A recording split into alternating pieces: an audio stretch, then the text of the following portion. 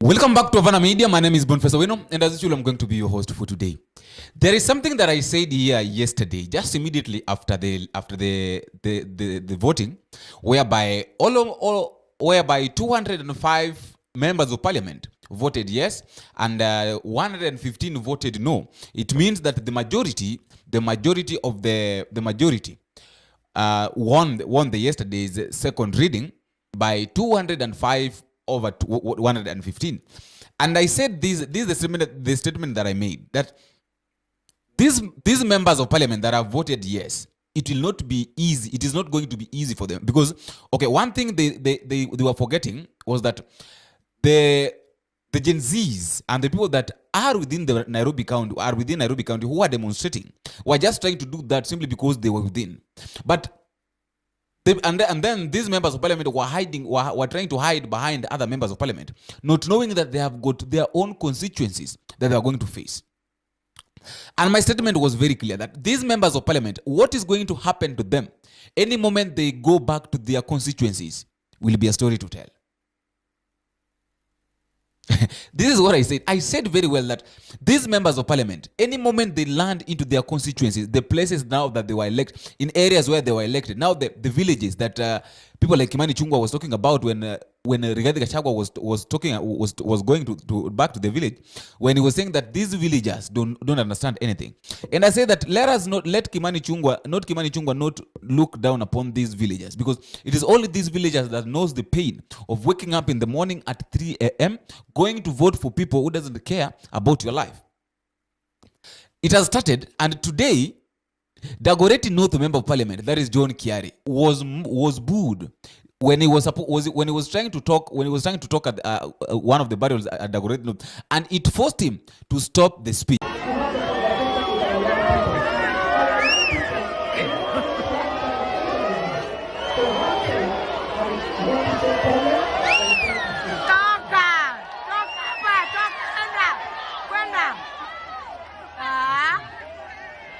That is number one. The second person that this thing is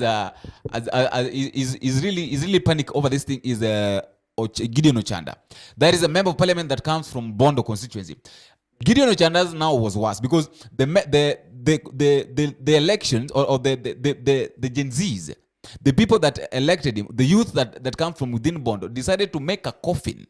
This one now was extremely. These people are tired, and they went to an extra mile of making a coffin, and they decided to sing with it, carrying it on their head, and they took it to the constituency's office, to the members of parliament's office, saying that Oanda must go, singing it, saying that we're just visitors here.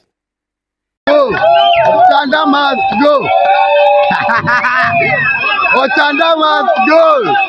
Oanda must go! Rest in peace.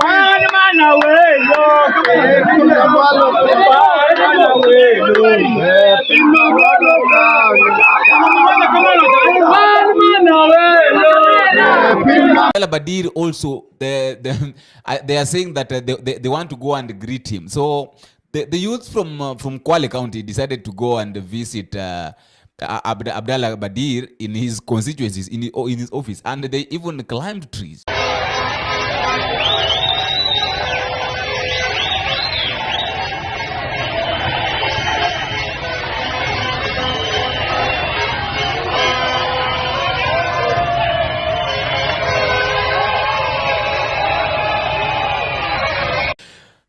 The person that thought that maybe people were the church, I think, and I'm very happy that now the churches have started waking up. I'm very happy that churches have started now waking up, most of the Catholic Church. Because Oscar Sudi was stopped immediately. Today, this one, in fact, this one is the one that have really made my day. This one have really made my day, that Oscar Sudi was stopped by a Catholic priest telling him that he should stop talking about politics. If he cannot talk about the spiritual matters, if he cannot talk about things that can elevate people, the things that matters to the people spiritually, then he should stop talking. There is no need of continue to speak about things that does not matter to the people. It is not time for politics. Let him, and he was one to stop talking about it. And Oscar Sudi, the mouthy MP, stopped at that moment. Nimemaliza baba. Nimemaliza. Unaingia siasa. Hii sio siasa baba, ndio najaribu kukosa kwa kidogo. Wewe maliza, hii ni siasa. Baba nimemaliza. Kanisa sio siasa. Nimemaliza baba. Tuonyeshe vile unajua mambo ya kiroho. Sio mambo. Sisi nimekuonesha mara nyingi baba, mimi najua mambo ya kiroho. Mimi ni mtu yako, hata unajua mambo ya kiroho. So Mwenyezi Mungu awabariki sana na that is now the extent. In fact, I'm very happy. That is now the extent that now churches have gone to. That is now this is the revolution that we want. This is the revolution that we were expecting. We were expecting now every corner. Let everybody wake up. Be it churches, everybody should wake up on this call and know that what the revolution that the Gen Zs are working on, are really struggling to work on, whereby some of them are even being shot to death. And let the death. I'm saying that let the death of Rex not go in vain. At least let that death make a difference, lead to some difference. And I've heard Musalia Mudavadi talking about saying that those who are protesting, and this one I'll talk about in the next video. But I've heard these leaders, Ichungwa, saying something very stupid, that the Gen Zs, this issue of Gen Zs is an answer, because they demonstrate using iPhones, and they are dropped using Uber, and then after that they go to KFC, they eat. You know, wale wengi unaona wakiandamana Nairobi wameshika simu ya iPhone, wanajiita Gen Z, wanafika kwa maandamano na Uber, wanatoka maandamano wanaingia KFC kukula kuku na minofu.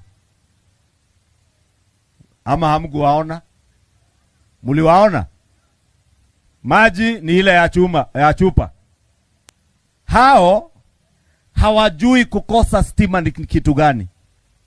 Hawajui mtu wako Eldama Ravine 35% peke yao ndio wako na nguvu ya stima ama umeme kwa manyumba zao. Wale wako na umeme Nairobi 100%. Tumeweka milioni 50 in every constituency, na hapa Baringo County another 1 billion shillings ya kuhakikisha 100% connectivity ya stima Baringo County imefika. Lakini mtu wako na stima Nairobi hawezi elewa shida ya mtu wa Baringo. Something that a leader should not, and also Musalia Mudavadi is saying that those who are protesting, those who are against financial bill, are planning on how William Ruto can be impeached, which is right. Which is also right, and we cannot argue about that, because the leadership of William Ruto is really failing. And if there is something that can be done so that William Ruto can be taken out of office, I think everybody is ready to do that, because he's the leader, he's the president, and he's very silent. He's not even saying anything concerning this demonstration, concerning what he's saying. What Ruto is saying is this: there is something that William Ruto said. Was it yesterday? Let me check.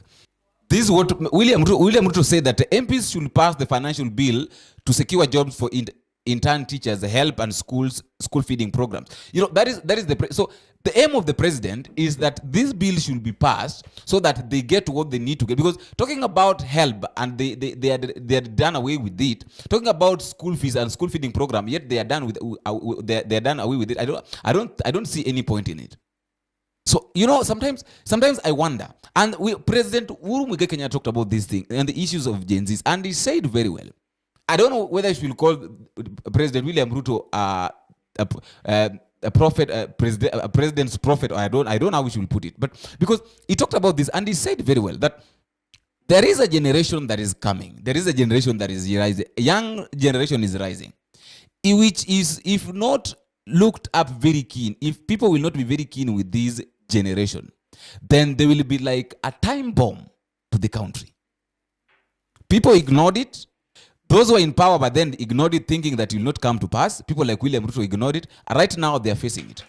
But one thing I'm very happy with is that everybody has woken up and everybody is on his call. The churches have started coming back to their call, and they're rejecting these members of parliament, because if all these 205 members of parliament decides to vote a yes, yet they know very well that what they're supporting is something that is going to make people suffer. Is really going to make people, young men, suffer. These members of parliament, they have got brothers, they have got sisters, they have got children, but they don't care about them. They only care about themselves. They don't care about the generation that is coming after them. They don't care about the generation that will be coming after their children. Because what they do today will affect even their third generation, but they don't see that. I don't know what to think. I would also like to listen to your comments at the comment section. And if you're meeting for the first time, please, I would like you to go down there, click the subscribe button. You can like and also click the notification bell so that any moment there is a video that has been uploaded, you can get it very easily. And don't forget to tell me you're watching us from. You're within the country. You can tell me which country you're watching us from. And I have a question to you: that have you visited the office of your member of parliament to say hi to him? And until we meet again, I've been your host, Boniface. Bye-bye.